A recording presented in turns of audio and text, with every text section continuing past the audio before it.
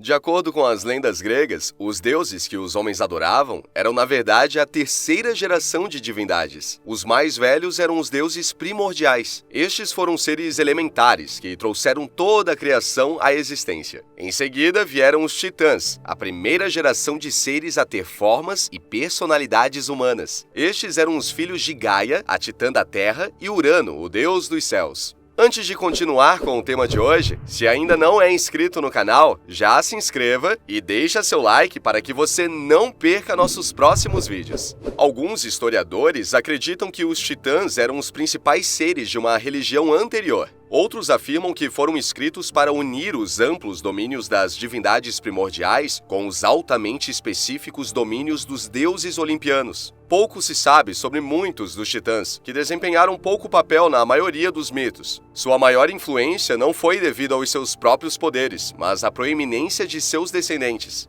Cronos e Reia. O líder dos titãs também era o mais jovem deles. Cronos ganhou o trono sendo o único de seus irmãos que estava disposto a atacar e derrubar seu pai, Urano. Ele tinha feito isso a mando de sua mãe, Gaia, que estava com raiva de seu cônjuge por aprisionar 6 de seus filhos mais monstruosos. Alguns escritores antigos, no entanto, também disseram que Cronos tinha ciúmes do poder de seu pai. A maioria dos relatos parece concordar que Cronos cresceu tão tirânico quanto seu próprio pai tinha sido. Ele não compartilhava o poder igualmente, particularmente com as gerações mais jovens dos deuses. Seu maior crime, no entanto, foi o tratamento de sua esposa e filhos. Cronos casou-se com sua irmã Reia, que era frequentemente vista como uma deusa-mãe, assim como Gaia. Ela era uma mãe amorosa e carinhosa com seus filhos. Reia não teve a oportunidade de criar seus próprios filhos, no entanto. Cronos recebeu uma profecia alegando que um de seus filhos um dia o derrubaria como tinha feito com seu próprio pai. Então ele jurou nunca deixar isso acontecer. Cronos exigiu que Reia lhe trouxesse cada um de seus filhos assim que ele ou ela nascesse. Ele os engolia inteiros para que nunca pudessem crescer para desafiá-lo. Hestia, Deméter, Hera, Poseidon e Hades foram todos engolidos. Desta forma, quando Reia engravidou pela 6ª vez, ficou desesperada para salvar seu filho. Ela pediu ajuda à própria mãe. Gaia era simpática como uma mãe que estava separada de seus filhos. Ela ajudou Reia a dar à luz em segredo e esconder seu novo filho, enganando Cronos a engolir uma pedra em vez disso. Zeus cresceu escondido e, eventualmente, se levantou para desafiar seu pai e os titãs, como havia sido previsto. Com a ajuda de uma de suas tias, Temis, ele enganou Cronos para beber um tipo de bebida que o forçou a vomitar seus filhos. Zeus e seus irmãos, juntamente com aliados entre os jovens titãs e os filhos de Gaia, travaram uma guerra de 10 anos contra os titãs. Cronos acabou sendo derrotado e derrubado. Com os outros titãs que lutaram contra os deuses, Cronos foi preso no Tártaro. Algumas fontes disseram que ele tentou governar lá como um rei, porque ele não tinha mais poder na Terra. Lendas posteriores alegaram que Zeus eventualmente teve pena dos titãs e os libertou quando eles não representavam mais qualquer ameaça ao seu governo. Nestas histórias, Cronos tornou-se o rei das Ilhas dos Abençoados, uma posição elevada que ainda o mantinha a uma distância da sede real do poder. Como a maioria dos titãs, Reia desapareceu das lendas. Ela e suas irmãs parecem ter sido integradas ao panteão do Monte Olimpo, e ela ainda desfrutava de algum status de culto como a mãe dos deuses olímpicos. Oceano e Tétis. O segundo casal mais proeminente entre os titãs foram Oceano e Tétis. Oceano era geralmente considerado o mais velho dos titãs, e o seu domínio era os mares do mundo. Ele se casou com sua irmã Tétis. Em algumas crenças, ela parece ter sido reverenciada como uma grande deusa-mãe. Juntos, Oceano e Tétis tinham milhares de filhos, que estavam ligados principalmente à água de alguma forma. Alguns de seus filhos eram as Oceânides, um grupo de deusas que era praticamente impossível de ser mensurado. Estes incluíam pequenas ninfas da água, chuva, flores e natureza, bem como deusas mais proeminentes. Suas filhas mais velhas foram contadas entre os titãs mais jovens ao invés das ninfas. Essas incluíam Metis, a mãe de Atena. Sua filha Anfitrite era geralmente considerada a rainha da Irmandade. Embora ela não fosse proeminente na mitologia, ela ganhou importância através de seu casamento com Poseidon, como a mãe de todas as criaturas marinhas. Os filhos de Oceano e Tétis eram os deuses do rio. Havia quase tantos destes como havia Oceânides. Oceano foi fundamental na lenda dos titãs porque ele não parecia ter se juntado a seus irmãos durante a guerra entre os titãs e os deuses do Olimpo. Ao contrário deles, ele não foi preso no Tártaro. Segundo as lendas, o oceano não tinha permanecido relativamente na neutralidade. Tanto os titãs quanto as deusas olímpicas se abrigaram em seu reino durante a guerra. Ceos e Febe. Pouco se sabe sobre Ceos. Seu nome significava algo como questionar ou inteligência, dando alguma visão de sua possível função. Ele se casou com sua irmã Febe. Juntos, eles parecem ter representado aspectos do conhecimento e do destino. Alguns estudiosos também acreditam que Ceos era o deus titã do eixo da Terra. Isto é em grande parte baseado na identidade de seu equivalente romano, Polos. Ceos e Febe eram, como muitos titãs, mais notáveis por seus filhos. Apenas 2 filhos são considerados de seu casamento. Eram 2 filhas, Leto e Astéria. Zeus supostamente amava Astéria, cujo nome implicava que ela era uma deusa das estrelas. Ela se jogou no mar para escapar de seus avanços, no entanto. Então ele voltou sua atenção para sua irmã.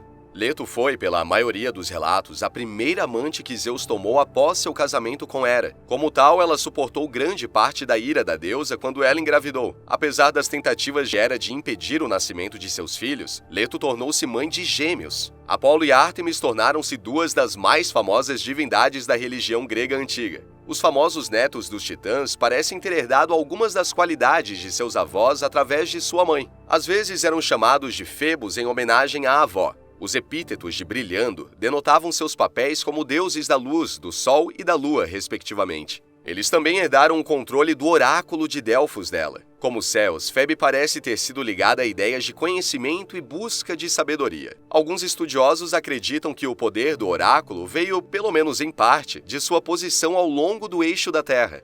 Hiperião e Teia. Hiperião é outro titã sobre o qual pouco se sabe com certeza. Tanto seu nome quanto sua prole indicam que ele era um ser do céu. Ele se casou com a irmã Teia. Teia significava algo como deusa ou o divino, levando alguns a interpretá-la como uma divindade arquetípica primitiva. Ela era geralmente retratada com ouro rico, prata e joias. Juntos, os 2 tiveram filhos que encarnavam tanto o brilho divino de sua mãe quanto a posição elevada de seu pai. Um dos filhos mais famosos do casal era Hélio, o deus do sol. Ele às vezes era chamado pelo nome de seu pai, e os 2 eram ocasionalmente confundidos em algumas histórias. Os titãs também tiveram 2 filhas. Selene era a deusa da lua e Eos era a deusa do amanhecer. Jápeto e Crio. 2 dos titãs não se casaram com suas irmãs. O papel de Jápeto não era claro na mitologia grega. Seu nome significava o perfurador, mas se isso estava relacionado com a guerra, ou se tinha um significado mais simbólico, é desconhecido. Em vez de uma irmã, ele se casou com uma de suas sobrinhas. Sua esposa era uma oceânide chamada Climene ou Ásia, dependendo da fonte. Jápeto foi o único titã especificamente mencionado na Ilíada, além de Cronos, como sendo aprisionado no Tártaro. Enquanto sua lealdade estava obviamente com seu irmão, seus filhos estavam mais divididos. Atlas e Menoécio se juntaram a ele na luta pelos titãs. De acordo com muitas fontes, Atlas era um de seus guerreiros mais fortes. Prometeu e Epíteto, entretanto, juntaram-se a Zeus e aos deuses mais jovens. Embora ele fosse valioso no conflito, Prometeu finalmente ganhou a ira de Zeus. Muitas lendas alegaram que Prometeu havia criado a humanidade. Ele também foi seu primeiro patrono, intervindo em seu nome muitas vezes. Quando ele roubou o fogo para ajudá-los, ele foi cruelmente punido. Epimeteu se casou com Pandora, a primeira mulher. De acordo com alguns relatos, sua filha era esposa de Deucalião, que era filho ou neto de Prometeu. Deucalião e sua esposa estavam entre os únicos sobreviventes da inundação que destruiu o povo da Era de Prata. Eles repovoaram a terra, criando novos homens e mulheres a partir de pedras, fazendo de Jápeto e seus descendentes os descendentes de toda a humanidade. O último dos titãs originais foi Crio. Ainda menos se sabe sobre ele do que a maioria de seus irmãos. Crio é tão pouco mencionado em fontes sobreviventes que alguns historiadores modernos acreditam que ele pode ter sido uma adição posterior ao mito. O pouco conhecido titã pode ter sido, eles pensam, adicionado apenas para garantir um número uniforme de deuses e titãs em cada lado da guerra. Temis e Mnemosine. As 2 irmãs titãs que não se casaram com seus irmãos eram consortes de Zeus. Temis permaneceu proeminente na mitologia grega como a deusa da lei e da ordem naturais.